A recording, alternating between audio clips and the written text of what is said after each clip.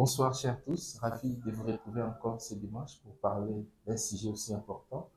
Aujourd'hui, on va parler sur les fondements du civisme en République démocratique du Congo. Le civisme, c'est un concept qui est déjà connu, mais fondement, c'est un peu difficile. Et c'est ce qui nous a poussé à parler un peu de civisme parce qu'on s'est rendu compte que la majorité des comportements qui impactaient positivement la nation ne fonctionnent pas dans la tête de ceux qui nous gèrent et pourquoi pas, et nous aussi qui sommes censés d'apporter une valeur ajoutée dans ce pays qui est la République démocratique du Congo. Pourquoi on a voulu parler de l'effondrement? Parce que on a perdu beaucoup de valeurs civiques. Et je me souviens encore quand j'étais enfant, on nous interdisait de parler à l'école, de ne pas manger à l'école. Et aujourd'hui, je ne sais pas si nos enfants d'aujourd'hui peuvent nous dire la même chose, je ne pense pas. Et donc, au travail, on nous disait de venir un peu à temps, surtout nos papas, 8 heures, ils sont au boulot. Aujourd'hui, un fonctionnaire, et il arrive à 10 heures au bureau, il rentre à 12 heures. Donc, on donne plus l'accès à ce que nous faisons à part, au contraire, à certains d'autres que nos papas faisaient. Donc, c'est important que nous puissions un petit peu relever sur cet aspect des fondements de civisme. Et sans plus tarder, on ne peut pas parler de l'incivisme ou de l'incivique sans pour autant faire allusion à l'aspect politique.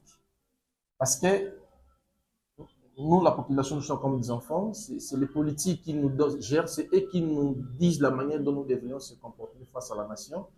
Et si on est ce que nous sommes, c'est parce qu'on avait un tout petit peu de personnes qui avaient du mal à coder Bissot pour tout se conformer vraiment à la norme pour relever les défis. Donc, par rapport à ça, quand on parle du politique, je fais allusion, hein, comme tout Congolais peut aussi faire ses analyses. Je me suis rendu compte que vers les années 82, les 16 février, si je ne me trompe pas, c'était la création de l'IDPS. Ces partis politiques, je dirais en d'autres termes, c'est lui qui est le mal du Congo dans l'optique du civisme. C'est un point de vue qui est personnel. Et pourquoi on l'a dit? Parce que à l'époque, nos papas chantaient la zaïroise avant d'entrer au travail, et nos aînés aussi chantaient la zaïroise avant d'entrer à l'école.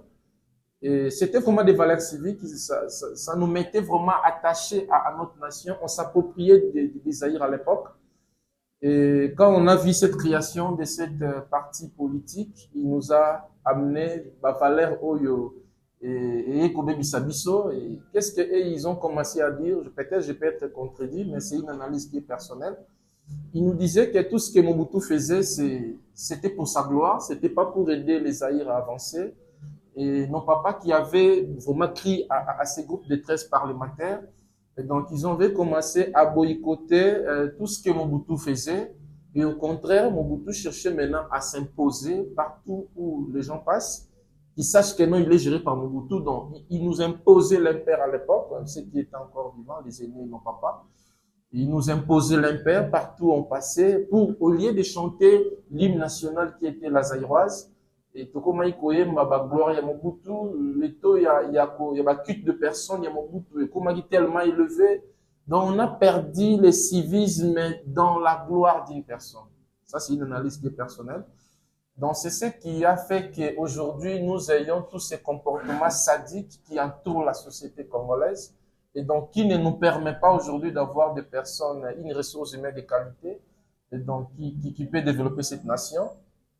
Et donc, on a compris que c'est grâce aux politiques que nous sommes ce que nous sommes. On a des autorités aujourd'hui en fait, qui volent l'argent du Congo ou du contribuable congolais avec les onces. Il s'en fout de ça. Il sait qu'il peut faire la prison une année, 2 mois, il peut sortir, il va garder son argent. Et donc, nous aussi, inconscients que nous sommes, et on ne sait pas que c'est l'argent de nous, Congolais, que tous ces troubadours volent. Donc, c'est ça le problème. Et par rapport à certaines pistes de solutions qu'on avait eu aussi à réfléchir, parce qu'on ne peut pas seulement constater le problème dans la société sans pour autant apporter les pistes de solutions, on s'était rendu compte qu'on est censé vraiment s'approprier d'une politique de civisme en RDC. Entre autres, parce que le système éducatif, on en a déjà dit dans plusieurs interventions, que la manière dont nous étudions, ça ne se conforme pas aux normes de la République démocratique du Congo ou bien aux réalités sur terrain. Parce que nous sommes le seul pays au monde où on a trop de gens qui ont étudié mais ne travaillent pas. ils ont vraiment passé. Et donc, pour arriver, il faut avoir une politique qui a civisme. Il faut que nous puissions, on en a déjà conçu, ça demande maintenant la flexibilité des autorités pour que nous puissions vraiment se retrouver dans certains siècles des gens qui réfléchissent science au Congo pour qu'on apporte aussi notre soutien. Et donc, il faut que nous puissions réformer d'abord le système. Il y a éducation entre une politique, il y a civisme, et de chercher aussi à renforcer certaines formations, ateliers, et donc pour qu'à chaque fois, avec les thématiques qu'on a, tous ces comportements qui vont nous permettre à aimer notre nation.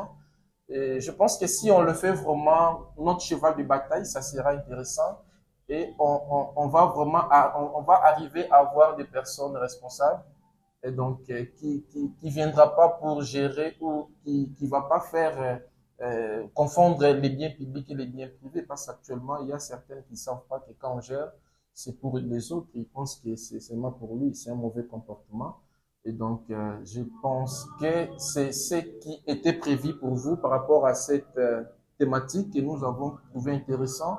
Le civisme, on ne doit pas s'appesantir seulement dans ce qui a fait que nous puissions perdre le civisme, mais ce qui est important maintenant, nous, cette génération montante, nous sommes censés de travailler pour que nous puissions dégager des bonnes valeurs. Chercher un peu à condamner tous ces mauvaises pratiques, surtout ceux qui étudient aujourd'hui, et donc, les études, moi je me pose la question, pourquoi nous étudions? Pourquoi nous étudions? Parce que tu as un enfant qui est licencié, tu lui poses la question de faire l'économie de ce qu'il a pris pendant 5 ans, il a du mal à le faire. Et s'il faut lui donner un papier où tu lui poses une petite question sur l'histoire ou le civisme de notre pays, à boire et à manger, s'il faut entrer au fond ce qui se passe dans nos universités, c'est horrible. Tout ça, c'est les politiques qui ont voulu nous mettre dans cette situation auquel on ne saura pas seul remédier. Mais moi, je pense que, comme certains dictons français qui disent, entre autres, c'est la population se libère d'elle-même. Donc, c'est à nous de prendre nos responsabilités pour que l'avenir du Congo soit meilleur. Merci. C'est ça. J'ai fait des études.